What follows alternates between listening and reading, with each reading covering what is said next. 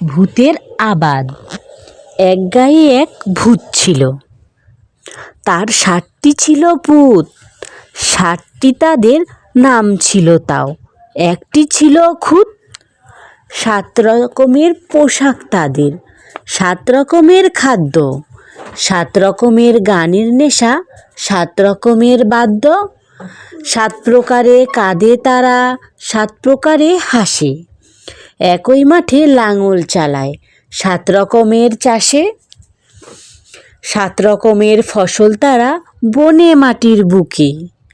গায়ের মানুষ হাসে এবং তাকায় সকৌতুকে। কি যে ফসল ফলবে শেষে, ভাবে সবাই বসে। একেই বলে ভূতের আবাদ, লাভ হবে কি চষে। 7 পুরুষের ভাগ্য বলো, ধরবে আবার খুঁত। তোমরা কি ভাই ভুলেই গেলে, ওরা ভূতের পুত।